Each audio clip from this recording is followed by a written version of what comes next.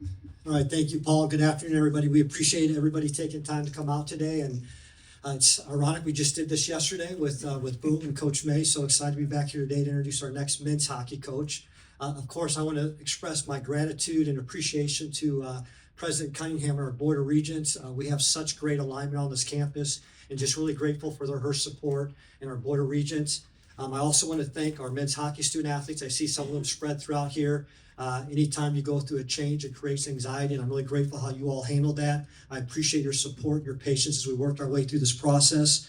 I want to make sure I thank the search committee, Peyton Owens, who chaired that search committee, our deputy athletics director, did a wonderful job.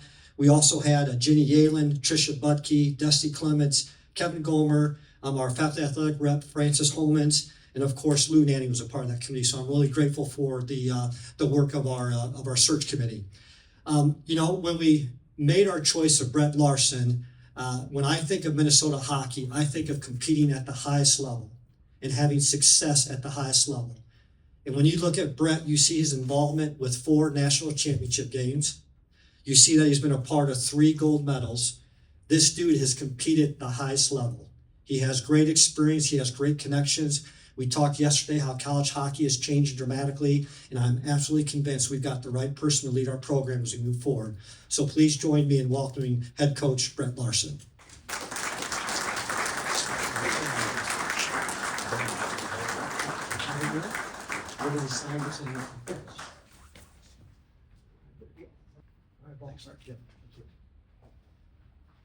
I always wanted one of those when I was getting recruited as a kid, but never got offered one, so nice to finally hold one. First off, I want to thank President Cunningham and Mark Coyle right off the start for this amazing opportunity, and one that to me is such a huge honor. It means the world to me to be here right now and be a part of a program like this and be in front of you, and I want to thank them so much. I want to thank Peyton Owens and the search committee as well, and Lou Nanny, and we're getting our band back together on TV there. We got Jim Rich and Pat Micheletti back, so we used to work with them quite a bit up at St. Cloud, and really looking forward to that again. So I think the biggest thing for me is just this. It's really being a part of something this special. The tradition, the most storied hockey program in college hockey, the history. I grew up in Minnesota, and when you see the Gophers play, you knew them.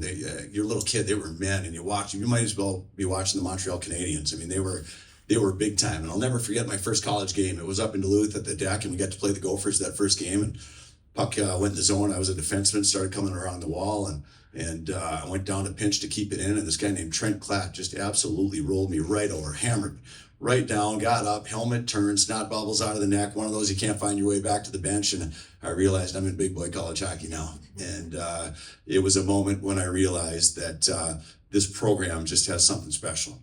The history of it, the championships, I think, but more importantly than that, the people. And the people that I've been hearing from today has been so much fun. The guys that I played against, a lot of the former Gophers, and the guys that I got to coach, whether it be in the Olympics or a couple World Juniors. The people is what makes this place special, and that's very clear. It was so much fun to sit down in the locker room today, and I told the guys, I said, when we sat there, I said, hey, do you guys still feel this a little bit? Because it feels pretty cool to sit here right now.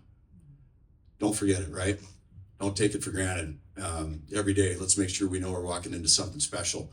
And we're playing for all the people that built this program before us and all the people that put the bricks in the wall. And every day we come to the rink, we're playing for something bigger than us. So that's something that I'm really, really proud to be a part of. You look at the history from John Mariucci to John Miasic, and then all the great coaches and players in between, all the way up to Coach Motzko. And Coach Motzko did such a great job here. So many good things. Did a great job with the alumni. Got the stands going again. The fans are back.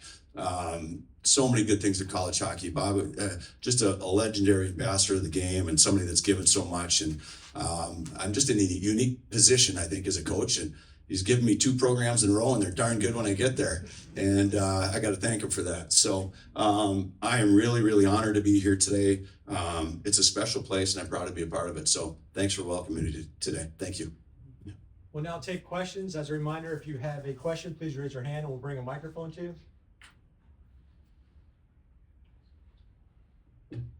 Hey, Chris. Brett, Chris Long from Channel 5. How are you? Good to see you. Congratulations. Thank you. how different is the landscape in college hockey? How did you adapt to it in St. Cloud, and how different is the ability to adapt to that here in Minnesota? I think we've got a really unique situation where we can adapt quickly and fast. Obviously, it's changed quick with the transfer portal, NIL, CHL players being eligible. I think this puts us in a place, I think, to be really aggressive, to get out after the recruits that we want. Obviously, for the most part, we've got such great homegrown talent. You're going to base your recruiting out of here, but boy, there's some opportunities now to supplement with difference makers. I think you need to be nimble, you need to be ready for it, and I think it puts us in a really good spot. Rachel, Fox 9. Done.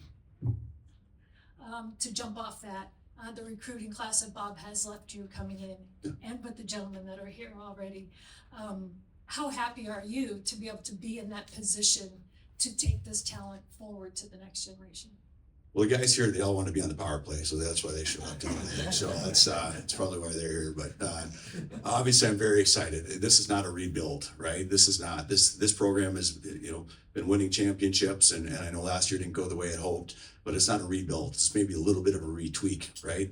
And I know when I went into St. Cloud and came in behind Bob the first time, I asked the players, what are the little things? What are the little areas where we can get better? How do we find that little bit of a margin that's the difference between winning and losing games at this level? Because that margin's pretty small. Everybody's good. So that's going to be my job, is to identify some of those little things. And I think it's going to be to bring some of what Bob always did so well, and hopefully I can build on that and take some of the things that I learned along the way and put us right back to where we want to be this year. Go up here to me. Hey, Brett. I don't know, have you started to look, I guess, at filling your staff, or where you guys kind of at with that? Yeah, I'll meet with the current staff here over the next couple of days, and I've reached out to a few other people that may be interested. So I would think over the next few days we'll fill that out. Randy, do you have a question? Yeah. I'm Randy Johnson, Dr. Bune. Brett, you grew up in Duluth. You're a Bulldog. How do you become a Gopher, and who were the biggest influences in your career? From the Gophers? Overall. I mean, there's a ton of them. I grew up playing in an era with some guys that I just got to know in the select 16 and 17 camps. Craig Johnson, Darby Hendrickson, some of these guys that I grew up with every summer. Craig would come up to my cabin up in Duluth in the summer, and we'd hang out quite a bit. Some of those guys, Corey Leyland, Joe Dietzick, kind of the guys in my era that I've always kind of looked up to and played against, and we're still good buddies to this day. So just saw John Brill up at the rink the other day, and he's a guy that I used to spend some time with. So I signed a contract in Slovenia one year. My career wasn't obviously going great because that's the best place I could find to play. But it was me, Corey Leyland, and John Brill were the three imports there. So me and a couple of Gophers. The one thing about becoming a Gopher is I think it's pretty clear we're going to all be in this thing together right away. There's no doubt. This team wants to win. We want to be good. We want to be special this year.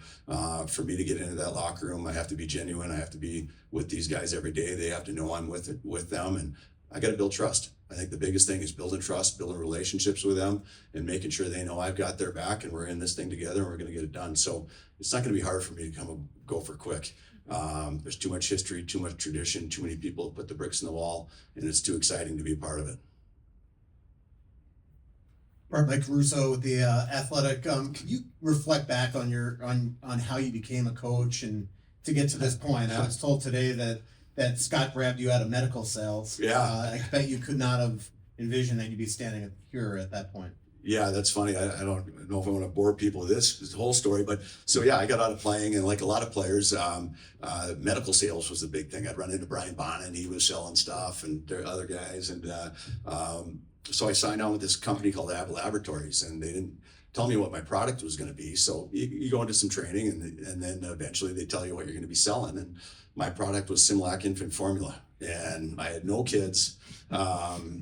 I had no idea what I was doing. I was going into United Hospital here in St. Paul, trying to convince the nurses in the NICU and in some of the other areas to use Similac. And so how I did that actually turned United Hospital from an infant hospital to Similac. I'm really boring people now with this thing, all right? But how I did it was this. me, Joe Diedzik, I'm trying to think of who else would have been there. Multiple Gophers would play Tuesday night hockey out of Parade Arena. And we'd finish about 10:30. We'd go down to the Green Mill, hang out for a little bit. And when I'd finish up at the Green Mill, I'd grab a big fresh pizza and I'd go feed the night nurses at United. And just go in there and my stuff and hang out with them. And I found out real quick, sales is mostly about people liking you. They didn't care if it was Infidel or Similac, it was those relationships. And it's a little bit about coaching too, right?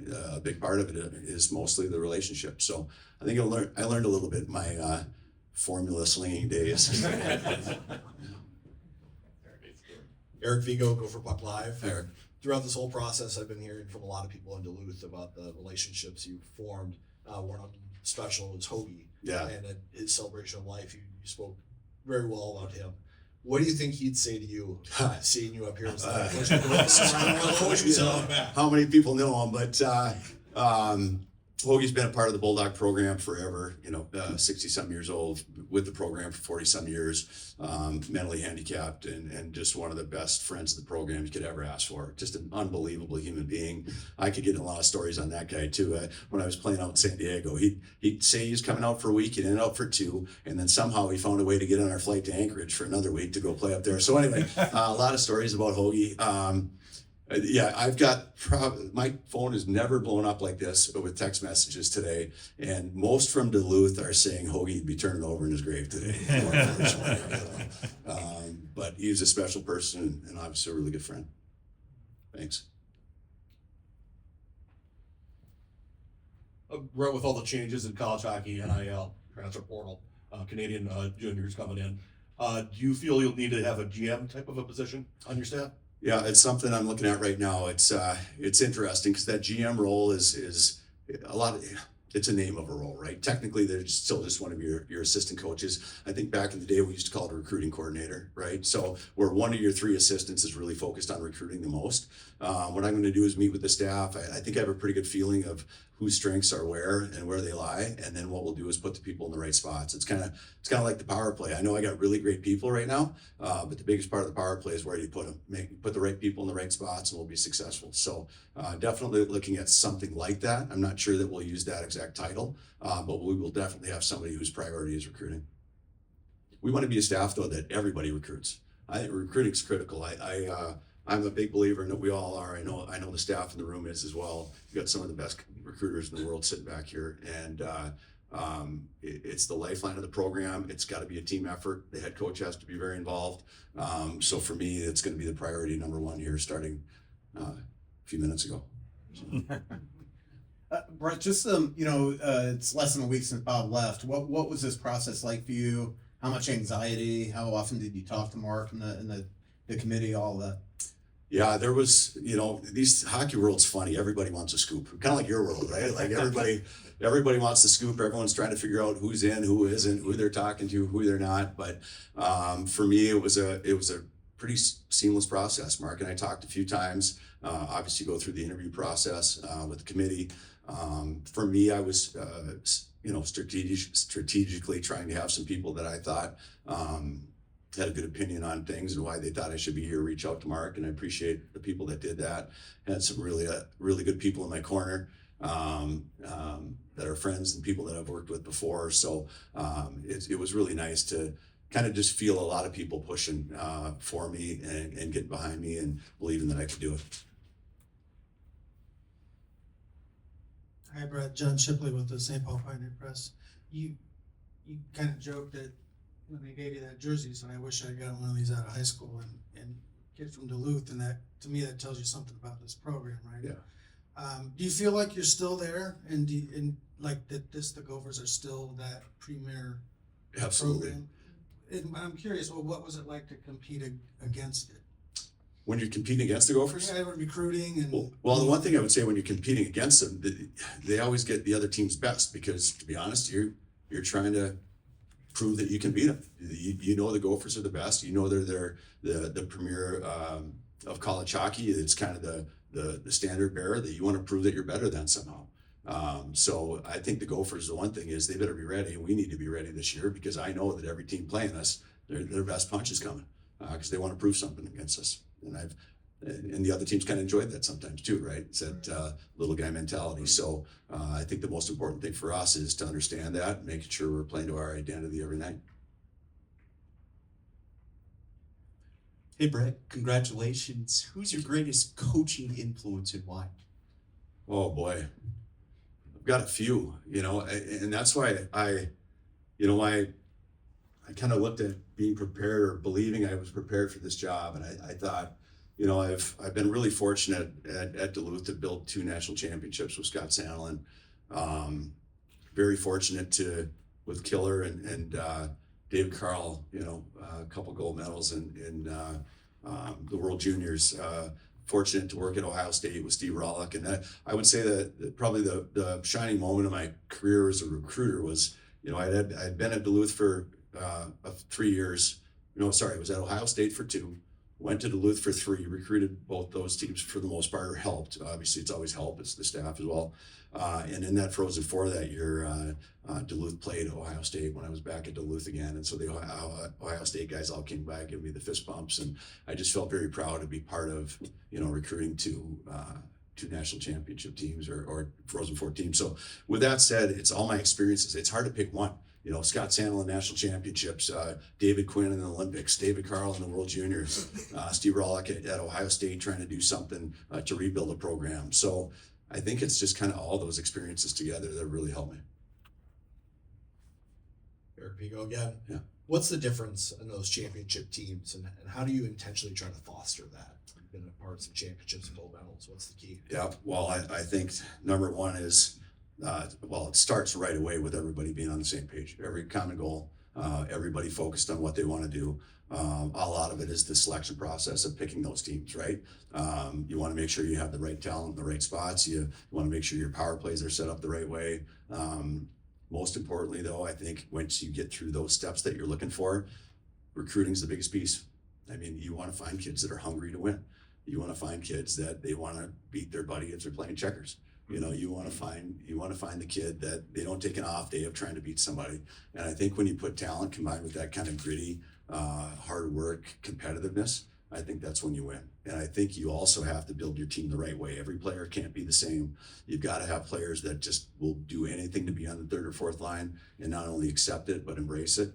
And they know they're supporting the guys in the 1st or 2nd, trying to work their way up. But when you have that feel that everybody's got that common goal, everybody's skilled but gritty, everybody is together on the mission that they're trying to accomplish, I think that's when it comes.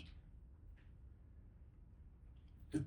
Brett, you talked a little bit of identity in a couple set sequences back. What does that identity look like? Not necessarily next year, but year 2, year 3, when you really get up and going. I just like gritty skill.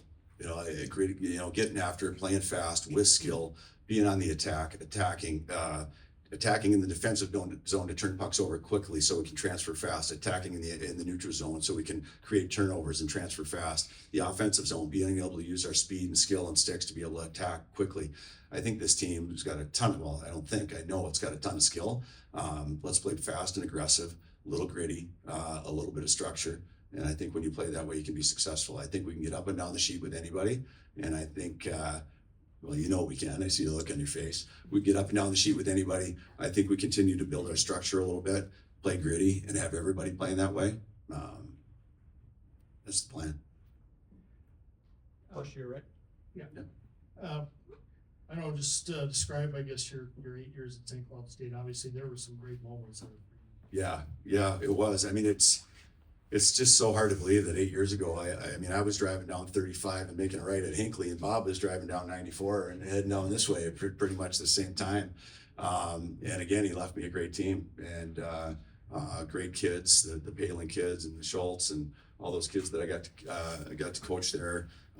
We made a really, really nice run over those 3 and 4 years to get to that national championship game, and obviously a tough one to lose that night, but beating Mankato in the NCAA Frozen Four semifinal was one of the highlights for sure.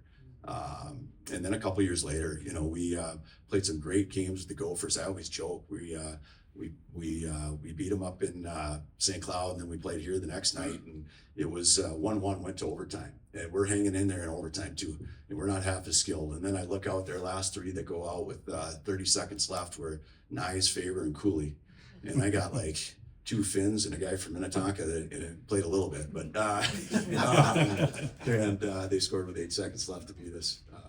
But anyway, we had a great game with them up in Fargo that year too, to go to the Frozen Four. So a few years later, we're back in that position to get back to the Frozen Four, 1 game away, playing Minnesota. Last year, obviously a difficult year for us, as you know, losing Isaac Posh at Christmas or January 10th. I think we were 10th in the country. Lose our top 2 players with a really young team that wasn't ready to score yet. Really struggled in the second half, and I was really proud of the team this year as far as digging out of a pretty dark hole and starting to come right back up again where we could beat anybody in the country, and we did. Went into North Dakota, had 2 overtime games with Duluth. I believe we're back on that path again.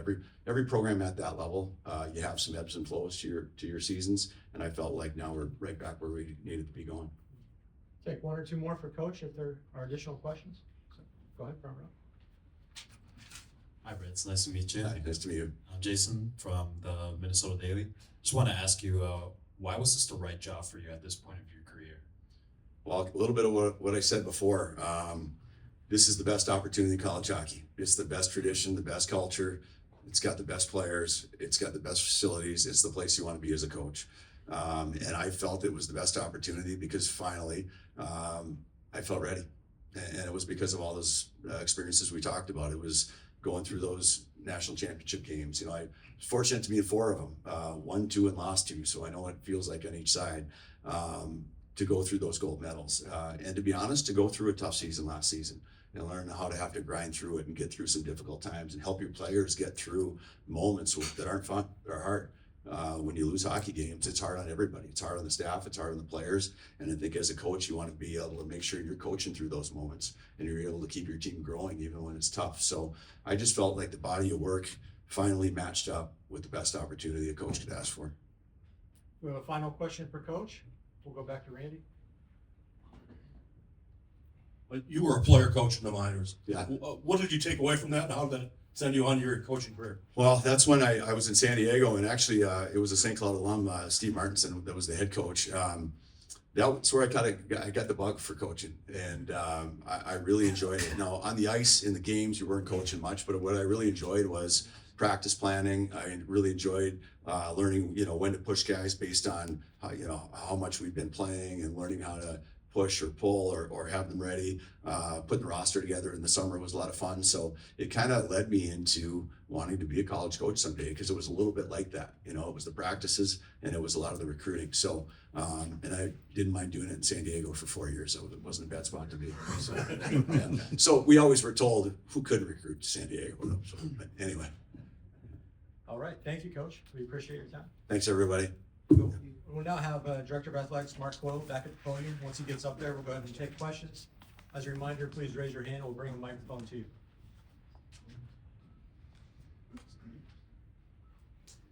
Mark, just what set Brett apart during this process? Well, obviously when I kind of talk about my opening remarks, you look at the 4 national championship games, the 3 gold medals, and if you go back a year ago, we actually know Nico's here, Coach Medved's here. We hired him a year ago today.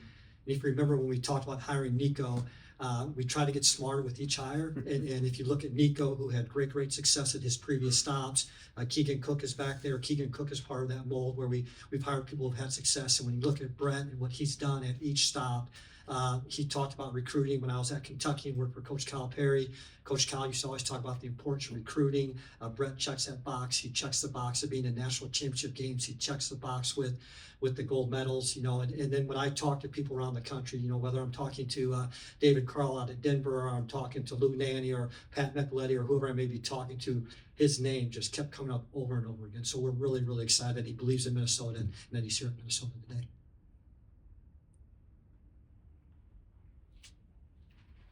Brett mentioned that he had a lot of people reach out to you to recommend him or speak of him. Who are the kind of people you talk to, and what kinds of things did they say? Yeah, well, it's I'm not dodging your question, Eric. My week, I think I said yesterday, I'm in the air when the news about Bob became public, and then I land in St. Louis, and my phone absolutely starts to blow up. I'm sure like your phone did today, Brett, when we announced you as our new coach. And you start to get text messages from people and so forth. But as I mentioned, I heard from a lot of alum, spoke with David Carl, talked to a lot of other coaches who spoke so highly of him and the work that he did at St. Cloud. Just stood out to me in terms of the 8 years he's been there, what he's done. But again, just got a lot of positive feedback. And when we talk to our student athletes, again, Peyton's done a wonderful job with our student athletes. We talk about the experience we give them, and you talk about the relationship that Brett has. You learned about that from the people who reached out to me about him, his relationship that he builds. Those things all added up to make him the perfect fit for us now. If you have a question, go ahead and raise your hand. Don, we'll go to you. Mark, Brett spoke about grittiness and bringing grittiness to the program. So what did you like about that, hearing those words? And also, in your years here, have you seen now the circular kind of how Minnesotans are now a pipeline for coaches as well when it comes to here? Yeah, well, it's good to see, Don. I remember you interviewing my first day here, and can you believe I've made it 10 years? It's good to see you again. So nice to see you. But a flashback moment there. The Minnesotans, this is a great state. And I talked about this yesterday when we introduced Boom, who's back there. When we introduced Boom yesterday, we talked about in Minnesota doing things the right way matters, right? And there's just a certain work ethic in Minnesota. I love the blue collar mentality. You roll up your sleeves, we work hard, and we talk all the time, inside our walls here in Minnesota. We don't have to have the biggest house in the neighborhood, but we want to be in the neighborhood. And I firmly believe that coaching matters, leadership matters. And again, when you look at the coaches that we've been able to bring in as a department, and a lot of them are here today, we have brought in people who understand our core values of doing things the right way, academically, athletically, socially. We focus on that every day. There's a reason why we have athletic success. There's a reason why we're one of the top schools academically across the country, because we have great coaches who understand what it means to represent this institution. And, Brett talked about when you play the Gophers in hockey, you get the A game from the opponent. I want all of our sports to feel that, and I feel like we're making great progress doing that. So again, there's no doubt that Minnesota connection helps in a lot of ways.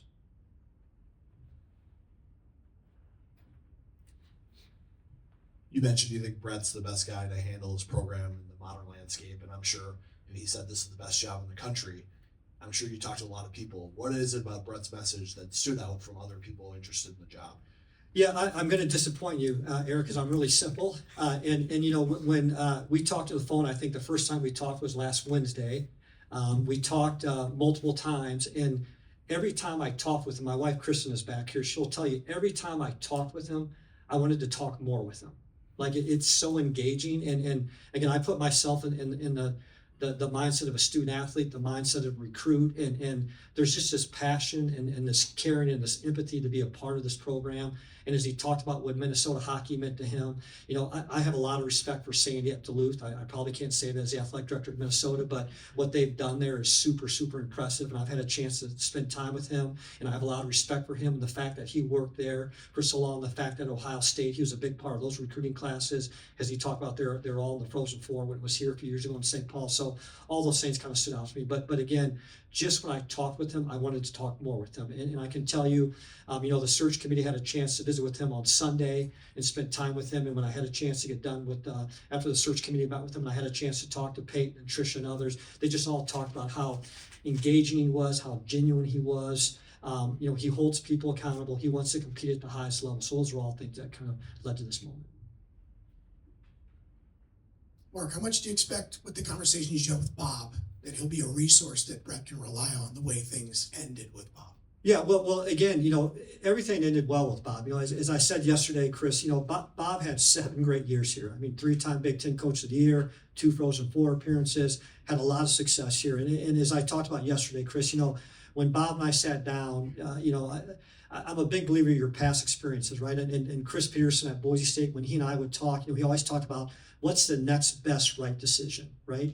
And when Bob and I talked last week with Peyton and we had those conversations, we talked about the next best right decision for Minnesota. And we all agreed that a change in leadership was probably the next best right thing. And Bob has been nothing but supportive. I mean, Bob has been awesome. The other coaches I've talked to across the country have been awesome. So Bob's a part of this program. What he's done here has been unbelievable. We're just really grateful for Bob and his involvement with us. Any additional questions for Mark? Okay, thank you, Mark. Thank you, guys.